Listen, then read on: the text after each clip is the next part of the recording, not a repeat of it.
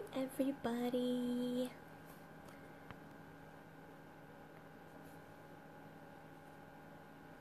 I'm gonna wait a little bit before I get started. Just wait for a few people.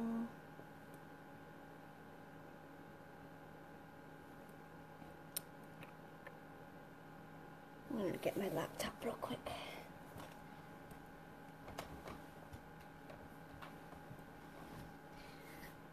Okay. Hi Rosalie.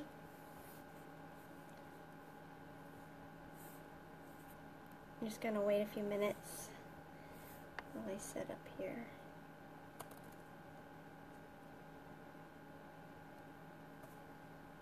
What's going on? There we go.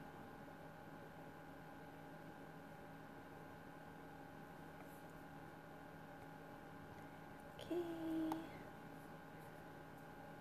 If there are people on here and commenting, I am not seeing anything. Can someone say something just to make sure I'm not on a huge delay or anything? Hi, Hayne.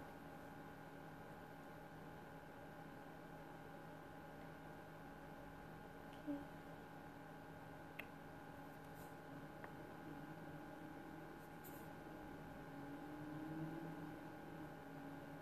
See 4 people? Okay. Just looking for myself on my laptop so I can make sure. Oh, okay. Rochelle and Hayne. I'm so glad that you made it. Okay. If you could all just share this video right now and maybe tag some people that might want to watch, that would be awesome. Thank you.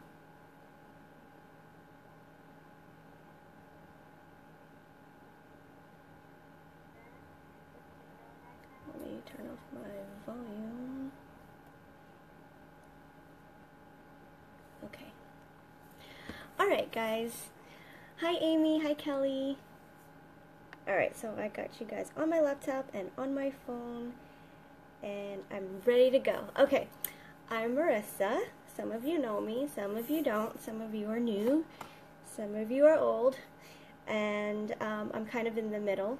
I started using Sabbatical Beauty about 1.5 years ago, and I love it, obviously, I love it. I am...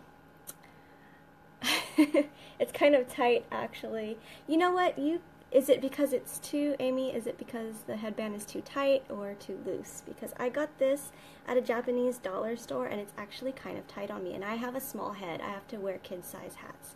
Hi, Kristen. Oh, I love all the hearts. I'm really excited, you guys. I have been so excited about this video because I've just been really wanting to speak with you guys, like on a one-on-one level or one-on-many level, actually. Hi Gretchen. Not specifically talking about products, but for y'all to get to know me and, you know, my background and why I love Sabbatical Beauty and why I love the Sabbatical Beauty community. And I love you all too. And yeah, so I'm just so excited that Adeline gave me this opportunity to be brand ambassador, because it's a brand and a company, hi Katie, that I really believe in. And you know, I've been a skincare junkie for more than 10 years, since I was 19. And you know, I always try different things. I don't think I ever bought the same product more than once, to be honest. And I've never been loyal to a brand to the point where I only use their stuff. Even when I worked for other brands, I still secretly used other things. And Sabbatical Beauty is the first brand that I've used where I don't want to use anything else. And the results are so noticeable, and it not only changes your skin, but it maintains your skin as well. tell your hubby to watch too. Um, yeah, Sabbatical Beauty, the products really work, and I've tried other products that work, maybe the first night, and even for the first couple months, but after that it kind of plateaus, and you don't really see anything else from it. Your skin can start to regress, or you need something more powerful, or you might get a breakout here and there because just something is off, or they'll change the formula on you, or as a startup company gets bigger, they want to produce more quicker and sell at a lower price point to appease everybody, and so they cheapen their product. All of this is stuff that I've come across in my years of working in the beauty industry. Thank you. It's actually a bottle of soda. I bought this soda just because of the bottle, and the soda was okay. It wasn't that good, but I just wanted the bottle. So yeah, I love Sabbatical Beauty, and all of you do too, obviously, or else you wouldn't be here. Okay, so my name is Marissa. I am 33 years old. I am a mother of 5, ranging from 15 to 11 months. Aria, who is my baby, some of you have seen her, she turns 1 next month. She's a Valentine's Day baby, actually. I hated Valentine's Day. Valentine's Day was like my Friday the 13th. I hated it. And my husband and I, we don't really do big Valentine's stuff. We kind of just hang out, do nothing. Yeah, Aria, nothing. And I've just bad stuff has always happened to me, like since I was a kid, and I was a boy crazy girl, and boys would be really mean to me and pretend they like me, and then just play really mean tricks on me, and usually there was a mean girl behind the mean boy who did the mean things to me. So ever since I was in middle school, I've hated Valentine's Day, and I've never had really high expectations of receiving on Valentine's Day, and my baby Aria broke that curse. And Friday the 13th is actually my lucky day, and Valentine's Day was traditionally my unlucky day. But Aria changed all that because she was born on Valentine's Day, and now I love Valentine's Day because I have a great present from that day that I get to celebrate every year for the rest of my life. And let's see, my 15-year-old, hi Dana, Melody, she's amazing. She's so bright. She's very intelligent, highly opinionated, very independent, has no time for boys, and she's so studious and very unique. She's not a cliquey person. She loves all people. Big rooter for the underdog. I'm so proud of her. She's got such a good self-esteem. And my second oldest, who is Joaquin, he's 11 years old. He does Taekwondo. He's a black belt in Taekwondo. Very artistic. Such a sweet boy. He is really good with the babies. He is going to be such a great dad when he grows up. Everybody always says how sweet and nurturing he is, and they notice how he takes care of my 2 youngest daughters, and I'm very proud of him. My third is Holden. He's 9 years old, very much into video games and art, and he's more kind of the loner, keeps to himself. He's my pretty boy. He's very smart. He's very quiet. He's a Taurus. He keeps everything on the inside, so I kind of have to pry to get anything out of him. And I'm still getting to know him because he's not as chatty as my other kids, so I kind of have to force him to talk to me so I get to know him a little bit better. Kitty is my 3-year-old. Her name is Kitsune, but we call her Kitty, and she is a little spoiled, rotten troublemaker. She's cute, but she's very opinionated, very strong, and I love her. I wish I had her spunk when I was a kid. I was a very quiet kid because I didn't want to upset anybody. She just doesn't give a damn. She will let you know what's on her mind. And then, of course, Aria, my 1-year-old, she's so funny. I love watching her little personality develop. So, those are my 5 kids. Um, Kitsune, yep, that's right. That's exactly right, Amy. She's a little fox, a little cunning fox.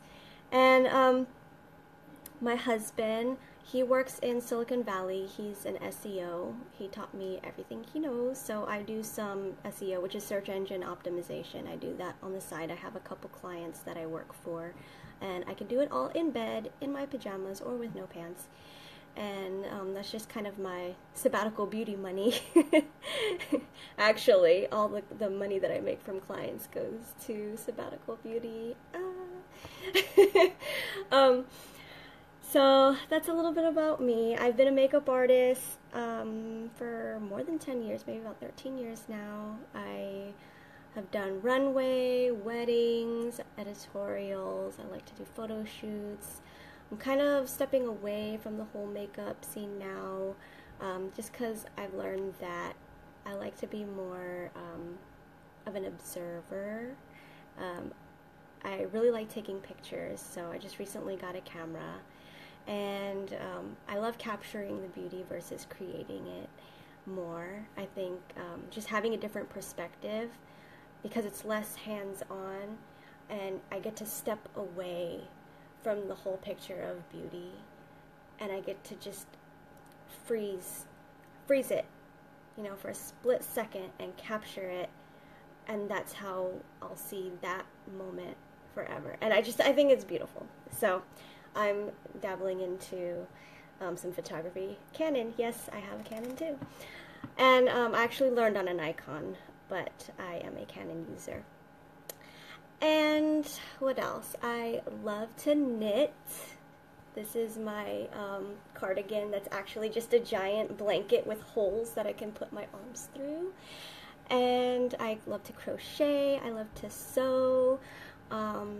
I used to scrapbook until I started having more kids, and now all of their pictures are on my phone. I'm so embarrassed to even admit that. But with Melody, my firstborn, I had 3 or 4 scrapbooks done before she was even a year old.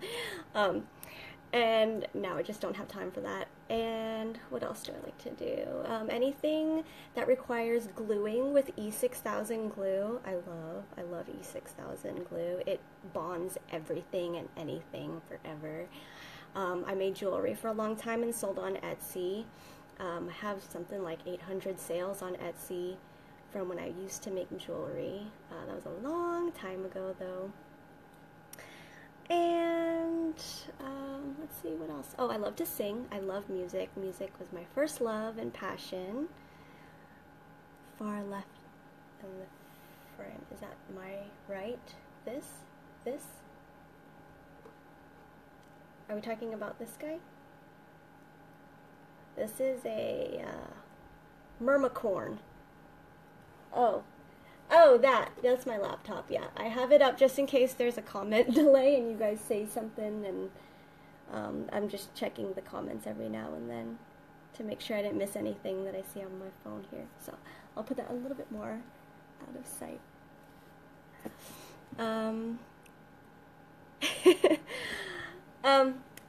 So yeah, I love all cute things. Unicorns, mermaids, choo-choo cat. I love cats. I'm such a cat person. I love kitties. I would have all the kitties if I could. I can't have cats where I live, though. We still rent. I just moved back to California a couple years ago, and we still rent. And I don't think we're ever going to buy a house here, especially in the Bay Area, because it's just friggin' impossible, especially with 5 kids.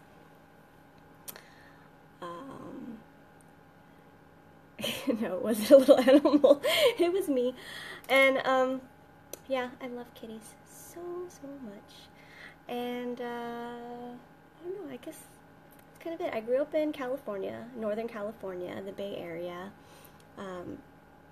I am a winter baby. I'm a Sagittarius. I moved all around. I moved out of California many times. When I was in 5th grade, I lived in Albuquerque, New Mexico for a little while, and then maybe for about 8 months, and then I moved back. And then again in middle school, when I was 13, I moved to Virginia Beach, Virginia. I lived there for a year. I went to Virginia Beach Middle School. And then I moved to Norfolk, sorry, I gotta say it right since I lived there. I lived in Norfolk, and I went to Granby High School there, and then I moved back to California again, my sophomore year of high school. And then I moved away again right after I got married. I was 19, I was a baby, and my husband and I moved to Kentucky, where he's from, and I lived in a little town about 45 minutes away from Louisville, called Elizabethtown. And yes, it's the same Elizabethtown as the movie with Orlando Bloom and Kirsten Dunst. I actually was living there when they shot the movie there. It was a big deal, huge deal. I didn't have time for it. I was at work. But everybody was like taking time off of work to go downtown and try to catch a glimpse of the movie being made. And I lived in Elizabethtown for about 4 years. And then my husband got a job offer in Florida, so we lived in Boynton Beach for about 8 months, right before the market crash. And then, thanks to that, the company he worked for had massive layoffs, and my husband was jobless. And luckily, my sister-in-law, whom I adore, she said, "You guys need to come up to North Carolina." And she helped us get back on our feet, and I lived in Raleigh for about 8 years, and that is my second home. I love Raleigh so much. I met so many amazing people there. It's like my maid family, you know, and you know the kind of friends that are like family. They're even more special because they choose to be a part of your life. Those are the kind of friends that I have at Raleigh.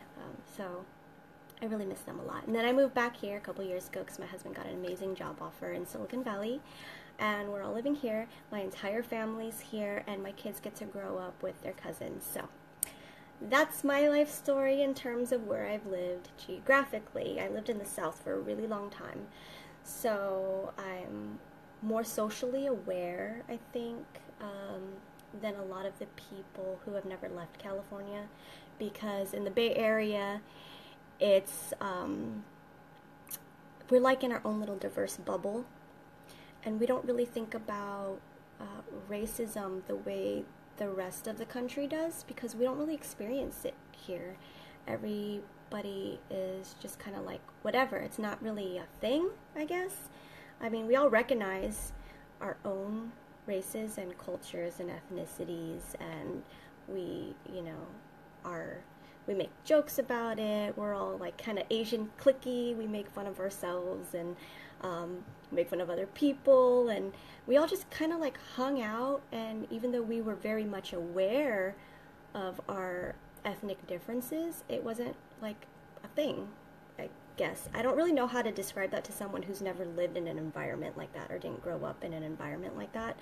But moving to the South was a huge culture shock for me, where everything was about race. And at first I didn't understand it, you know. I was like, why does everything have to be made about race? What difference does it make, you know, black or white? Like, oh, this happened because, you know, this person's black? I don't understand that. Like, maybe they were just an asshole, you know? But I get it. It's because people of color don't have a voice in the South. And we have to be loud there in order to be noticed, to be recognized, to point out, hey, white person over there, your behavior is not okay. Your thought process is not okay. The way that you were treated versus the way we are treated, even though it's not blatantly in your face, is not okay. It's not equal. It's not right. So we have to be loud. We have to say, hey, we're over here and you're over there. We have to separate and all raise our hands together on this side so all of you over there can see us and hear us. So I get that about the South and why everything is about race down there, because we just don't get it here on the West Coast. It's not the same. And don't get me wrong, there are racists here. They're just closet racists. At least in the South, you know what people are really thinking because they'll say it to your face. But in California, they're quiet about it because everybody's so politically correct. You don't know what they're really thinking. You don't know who the real racists are until their actions show it. So I thought that was really interesting. Aside from that, I just want to say that I'm so glad that you all invited me with such welcoming arms into your community. I was really intimidated at first with Sabbatical Beauty, and I lurked around the threads and the conversations for a long time and didn't feel comfortable saying anything because I noticed that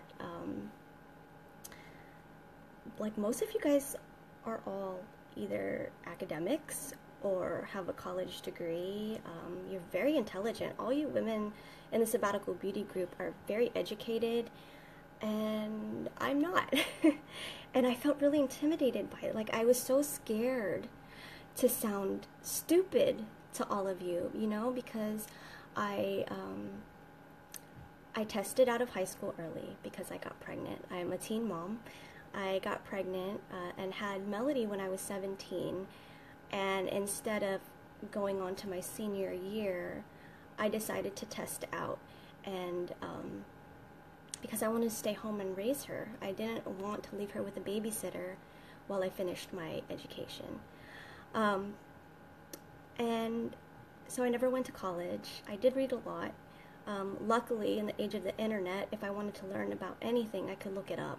I'm not saying that I'm an expert on anything by any means. Like, you know, I'm not one of those people who are like, well, I read about it, so I know about it. But, you know, I know a little bit about a lot of things. And I was so intimidated at the conversations that you ladies were having and the verbiage that you all used and your vocabulary. And I just, like, I didn't want to sound dumb. And for you guys to actually listen to what I have to say and say that I'm helpful and that I've changed how you view skincare and that you learn stuff from me, that just, like, I'm gonna cry right now, I'm sorry. It's such a validation from all of you guys, I'm sorry. That's one of the things that I'm insecure about the most is my lack of education. So I'm just so happy that you guys all accept me and you guys think that I'm smart. Oh my god, hold on. I'm sorry, guys. Let me just take a few breaths here.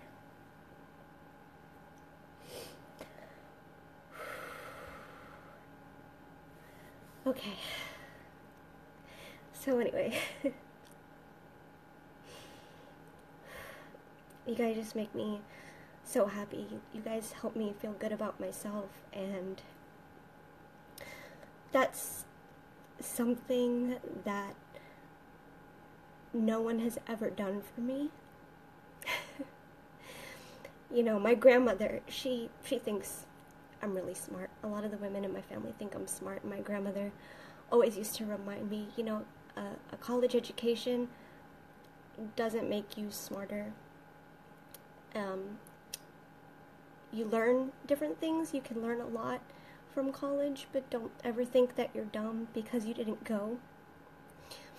And that says nothing about your intelligence. And you know, I felt that way for a long time, but as my friends moved on and they got college educations and they got to see the world and I was at home raising my family, I felt like I was lacking in things. And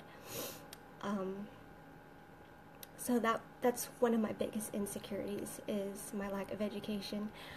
I am proud of a lot of things that I've accomplished in my life. I'm so proud of the mother that I grew up to be and the family that I raised, because that's the most important thing to me, and it always has been. I knew from a young age that I wanted to be a mother and have a huge family, and I started early, and I'm so lucky that I have such a supportive husband that allows me to do that.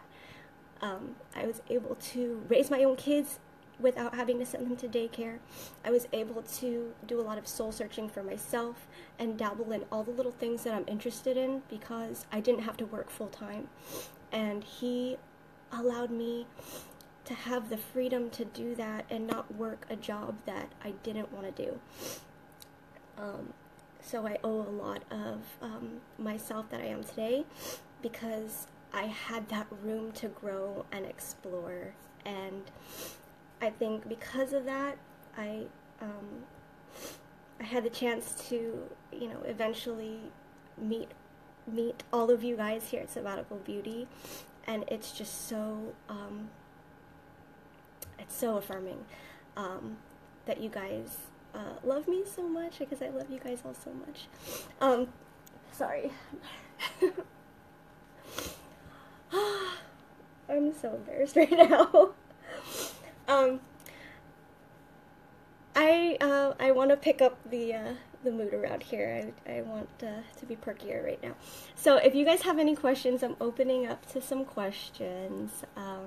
Ask me anything. I have nothing to hide. I do have a very colorful past, but I feel like, if all the hardships that I went through and came out of can help just one woman improve her life a little bit, I'm glad that I could be there to help. And I'm glad that I went through all this shit so that I could guide other women out of their shit. And that is my main goal and purpose with being an ambassador here for Sabbatical Beauty. Okay, so any questions? Thank you guys so much. I'm sorry, I had my emotional outburst.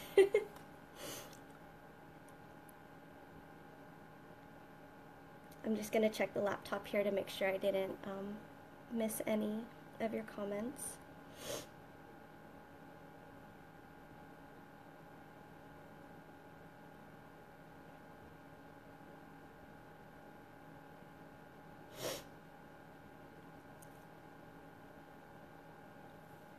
Okay,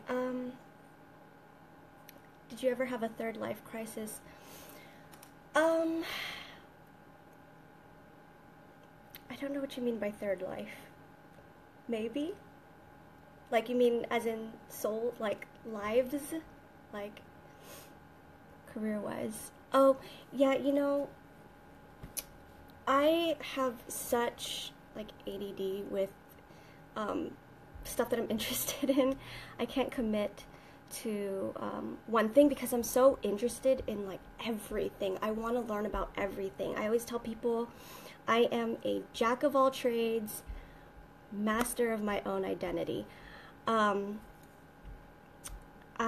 thought I wanted to be a makeup artist, but I don't. I loved the way that I made women feel when they were in my chair. They walked away with so much more confidence and they felt beautiful, and I loved that. But there were times where I felt like this is such bullshit. These women should feel good as they sit into my chair, not just when they walk away. And I had to do like a lot of thinking about how can I help women with that? How can I help women feel good about themselves even before I put the makeup on them? And a lot of it is just like reaching out and talking and getting to know them. I don't just have clients, I have friends. And that's actually how I've met a lot of the people that I know, is because they were all my clients. And some of them turned out to be my bestest friends, because I can't just go in and do a job and walk out. If I'm doing something as intimate as touching someone's face and then completely changing their mood, that is such a personal one-on-one experience. I don't know how anybody could be so cold to that other person to just say, okay, thanks for my money, I'm out. I keep in touch with them. I ask them, how they're feeling, how they're doing. But then I also noticed that it was just very time consuming as well. or people just didn't get it. Like, they thought that I was constantly trying to sell them something, like more services or something. But no, that's not it at all. I genuinely, like, just wanted to know how that person was doing afterwards. So I did go through a spiritual awakening a few years ago. I had to do a lot of forgiving of myself, a lot of forgiving to my parents. That was a really hard time for me. I think that was my quarter life crisis that I had. Yes, I am a knitter. And it's just like, once you go down the rabbit hole, you can't come back out of it. So I'm constantly learning. I'm constantly growing spiritually, soul searching, just trying to find my way, my purpose, and just trying to have that inner peace. And a lot of it comes from just minding my own business. I learned that I've gained so much more peace just from minding my own business and not giving my opinions unless it's asked for, and not getting involved with other people's lives unless they invite me to. Let's see. Let me go back to his comments because I know I missed some questions. I think I saw one that asked what my favorite concealer was. Hold on, let me scroll back. Yeah, favorite concealer. Okay, so Dana asked, off topic, what's your favorite concealer? For under my eyes, I like Bye Bye Under Eye by It Cosmetics. It's this one here. It's got vitamin K in it, and it's brightening. So it actually helps with the dark circles under your eyes because vitamin K helps with blood clotting. And so it's like a treatment and concealer in one. And I really, really like this. I don't need to set it with a powder. Just pat it on and let it set. And it's done. You're good. It instantly perks you up. And then, let's see, favorite story to read to my kids. My favorite story to read to my kids is the one that they shove in my face. Because that's what's going to make them the most happy. Each one of them had a different favorite. Kitty's favorite for a long time. Something about a panda and a donut. I forgot what it was called. But it was just a bunch of people asking... the panda walks around with a box of donuts and offers it to a different animal and says, would you like a donut? And if all the animals said, yes, I want that one, or give me that one, or give me two. And the panda would walk away and be like, no, you may not have a donut. Because they're all rude and demanding, and like they feel entitled to his donuts so much that they don't say, why, thank you, yes, I appreciate it. But at the end, he ends up giving his whole box of donuts to someone who says, oh, wow, I really appreciate your donut. I mean, I'm just, giving my own summary here. I appreciate your donuts, but no thank you. Give them to somebody else who really wants them. And he ended up giving his whole box of donuts to that animal. So, that's the last one I can remember. And then, now she likes if you give a pig a pancake, because the pig is mischievous, just like she is. Galentine's Day question. Let me scroll down to that. Are you going to contribute to the Galentine's Day ideas? I don't know. I don't know about that. Did I miss a thread? You'll have to tag me on it. If you guys are having a conversation about Galentine's, please tag me in it and I will participate.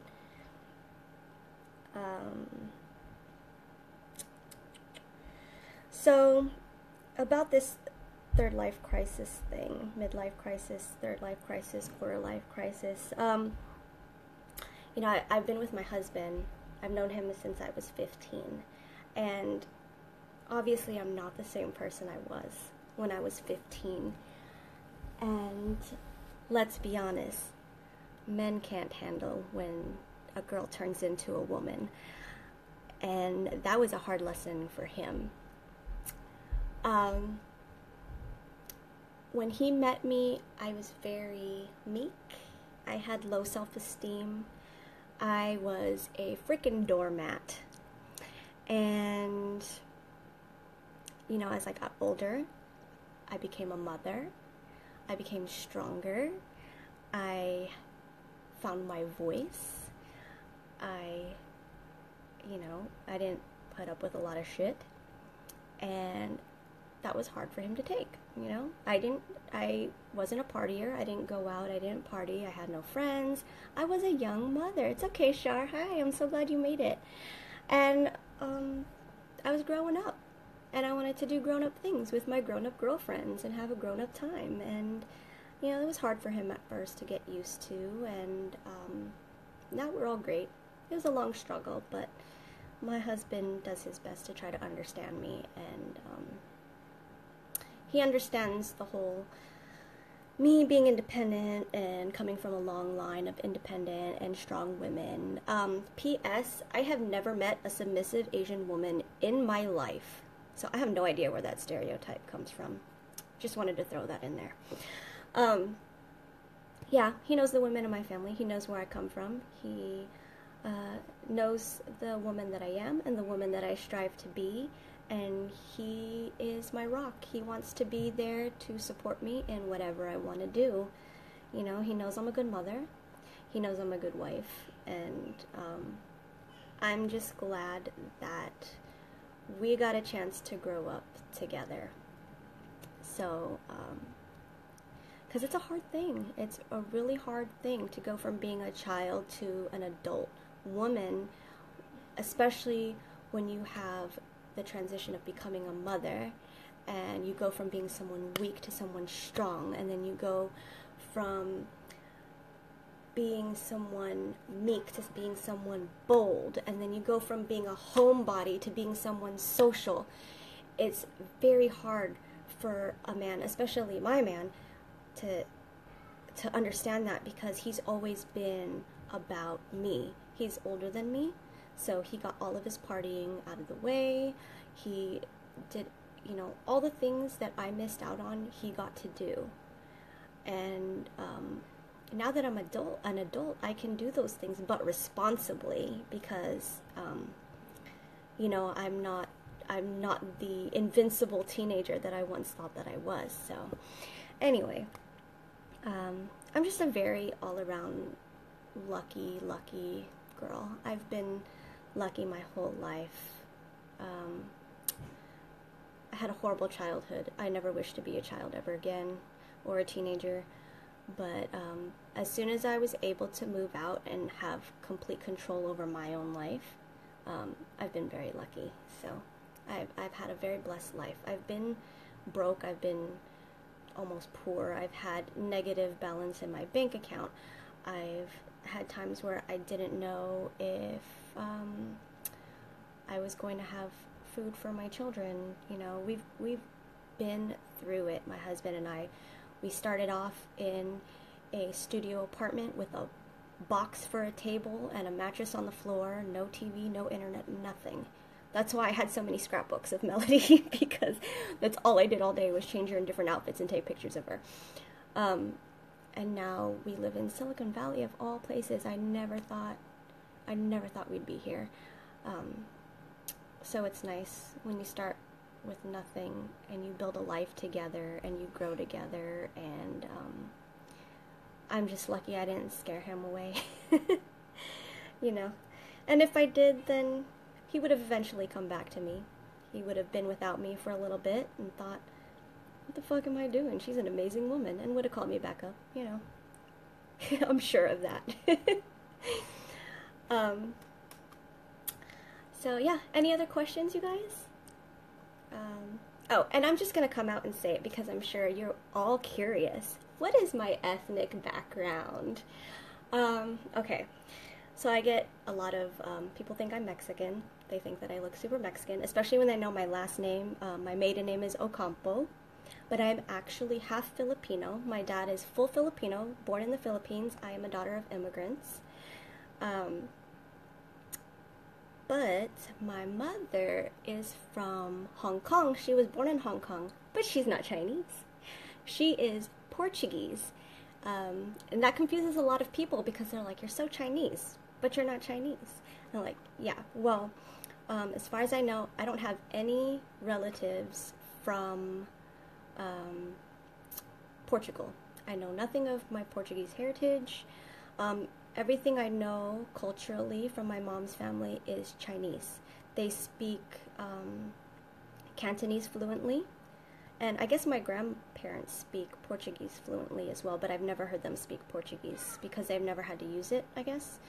My grandmother is from Macau, my grandfather is from Hong Kong, and my mother was born in Hong Kong, and so that's why culturally what I know is Chinese, although ethnically I am Portuguese.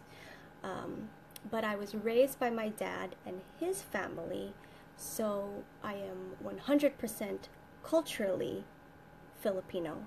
Everything I know is Filipino. I understand Tagalog. I cook Filipino food. I just, when somebody asks me what I am, I say Filipino because that's what I associate with the most.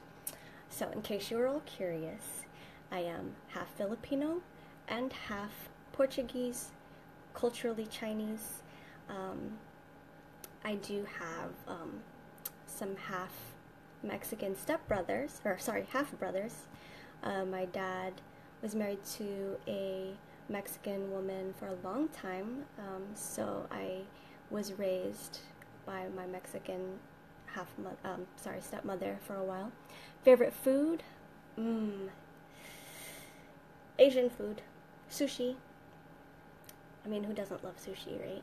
I love sushi. I could live off of sushi for the rest of my life. It's got everything in it. Asian burrito. My favorite colors are purple and green and orange. So you're going through these countries and all I can think of is food. Lumpia. Yes, I can make lumpia too. My grandmother raised me. She taught me how to cook all the Filipino food that I know how to make. I learned from my grandmother. She's an amazing cook. Amazing. So much that like the people in my family don't even go out to eat at Filipino restaurants because they all get so pissed off that it's not as good as my grandma's. Oh yes, I do love Portuguese egg tarts. Those are actually one of my favorite desserts, and luckily when I go to the Asian market they have them there at the bakery. So Portuguese egg tarts, roast duck, and bao, those are my staples. Like when I'm done doing my groceries, I'll go straight to the bakery and the food court in the grocery store, and I'll take that home with me to snack on before dinner time. Yeah, so I love to cook. I don't do it often because it's more days than not a tedious task. And but when I do have a clean kitchen, my kitchen has to be clean or else I won't cook. I love to cook. I love experimenting and learning new things to cook because I love food, and I don't have the budget that allows for my appetite, so I gotta learn how to cook this stuff. But maybe one day I'll do a tutorial. Actually, I have a YouTube channel, Kitsch Queen. I think if you search Kitsch Queen on YouTube, you'll find my videos. I have a lumpia making tutorial that I posted a few years ago, actually. So I will try to find that link and post it to the comments. But yeah, if you're all interested on how to make lumpia, I made a video and it's on YouTube. So yeah, I'll try to find that. I will share my recipes, and actually I have a pancit recipe on my Instagram as well. Pancit is Filipino noodles with shrimp and chicken and cabbage. It's kind of like the equivalent to chow mein, but Filipino. Any other questions, guys? This is so fun.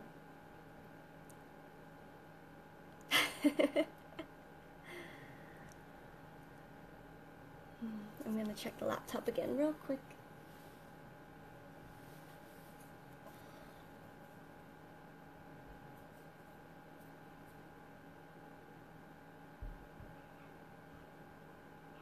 I also don't like wearing pants or bras. Is my favorite color pink? It's not my favorite color, and actually I had a huge aversion to pink for the longest time. But I love mauve. I like mauve and I like baby pink. I think it just really depends on what kind of pink it is and what it's on. Like, I love rose gold. Rose gold is amazing. I'm obsessed with rose gold. And mauve, as you can see. So I had this color palette in mind. It didn't work out the way I wanted it to, because this is a beautiful kind of like muted aubergine, and then this is a really pretty like powdery baby pink. And I thought, oh, those colors would look so good together, and then it ended up looking like Cheshire Cat. So it didn't turn out the way I wanted it to, see? But I love both colors. I just don't particularly like them together like this, but I already invested so much time into it, so I just finished it. Okay. I have been wearing a lot of bralettes lately because I don't like underwire, but if you're looking for a good like push-up bra with support that doesn't have underwire, Victoria's Secret makes a good one. But my favorite bras of all time are Aerie bras. And Aerie isn't everywhere. It's actually the American Eagle brand of undergarments. But if you go on their website, you can find it. Aerie makes such comfortable bras. I mean, it's like second skin. And I really love their campaign. They don't airbrush or edit any of their models. You see every belly roll, every stretch mark. They have women of all colors representing all sizes. So I am a really big fan of Aerie, and it's A-E-R-I-E. We don't have Aeries around me, surprisingly. I live in Northern California and there's no Aerie around me. So I have to order everything online. I discovered Aerie when I was living in Raleigh.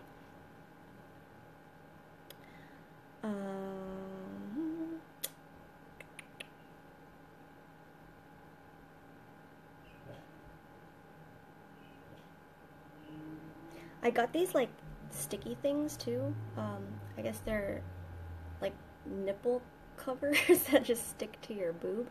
I like those. So when I really don't want to wear a bra, but I'm like super nipply that day, because I still breastfeed, I'll just slap those on and put a shirt on. Beverages. Yes, my favorite beverages are aloe. I'm obsessed with aloe. And but it has to be Korean aloe, like the J1 brand. It has to be that, because everything else just doesn't taste as good. And I know that J1 puts a lot of sugar in their aloe, but I don't care. It's so good. There's another brand that looks like J1, but it's not, and it's got Spanish writing on it. And it like doesn't use real aloe juice. It's like water and aloe flavor. So just be careful when you see the giant green bottles. Make sure that you read the ingredients first. And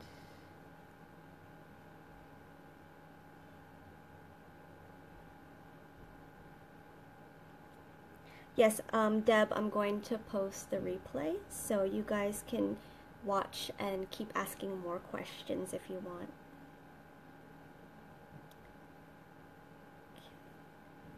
If I didn't answer your question, please post it again. I'm scrolling through here. I just want to make sure I don't miss anything.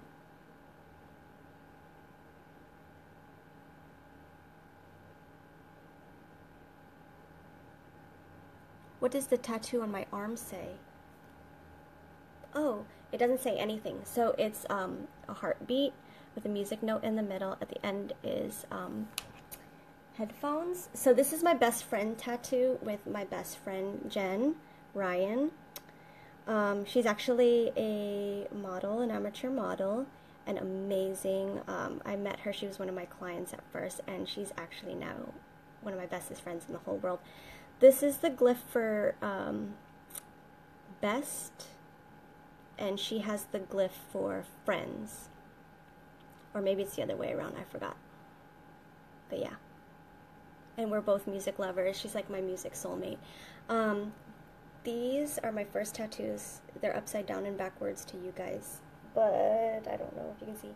It says love fearlessly, and that's basically how I live my life. Love fearlessly. Don't be afraid to tell people you love them, even if it means you might get rejected, or you might get hurt, or you might feel stupid. It doesn't matter. Your feelings are your feelings, no matter how it's received. Love fearlessly.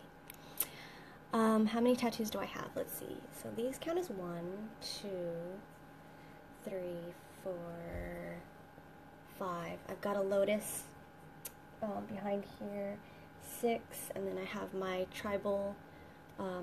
I got hand tapped by a babatok, who is a Filipino tribal hand tapper. 7, 8. I think I have 8. Bye, Hayne. Thank you so much for coming. I think I have 8. I'm still going. My sleeve is a work in progress. I'm getting my sleeve done by actually one of the best Filipino tribal tattooists in the Bay Area. And he's very expensive, so I'm having to do it little by little. But so he did this mandala. I told him I wanted a moon in there. I'm not sure what I want to go in the center yet, but I think I want it to be the sun. Another friend of mine that I went to high school with actually did this, my minimalist interpretation of the Filipino flag. I designed it and she perfected it. These sampaguitas, or jasmine flowers, are the national flower of the Philippines, and the tribal guy did the flowers, and I'm just gonna get my family name here, and then after that he's gonna fill in all the rest with the tribal symbols. So I'm gonna have one kick-ass Filipino sleeve right here, and my culture is so important to me. It's a huge part of who I am. It's a huge part of why I am the way that I am. Very loyal to family. Food is, you know, feed your soul. Music, the dancing, the singing. I just have so much pride for my Filipino culture. My Filipino family is who raised me. And I have so much love for it, you know, and because I feel like I lost a little bit of that taking my husband's last name. I need it on me. I need it inked on me forever, just so like I could just look down and feel that pride. You know, I already feel it on the inside, but it's so beautiful. Filipino tribal tattoos are so beautiful, and I love it. And the women, the ancient women of the Philippines were very strong and powerful. They were warriors. They fought alongside the men. This was all, of course, before they were colonized by the Spaniards and were introduced to Catholicism, and then were oppressed. That's a whole nother video. But before that, the ancient Filipino women were freaking kick-ass, and I just want that represented on my body. So, okay, well, I'm gonna have to go because I have little people waiting for me, and I have some cleaning to do because I've had such a busy week with the funeral and 2 birthday parties, and just I'm so drained. Anyways, thank you guys so much for spending this time for me. I know it was a long video, and I'm still open to questions, and I will do a series of Ask Marissa videos whenever you guys want to ask me something else. Just wait for those Ask Marissa videos. Ask me anything. And I will see you guys in the group, and thank you again for joining me and going through my emotional outburst with me.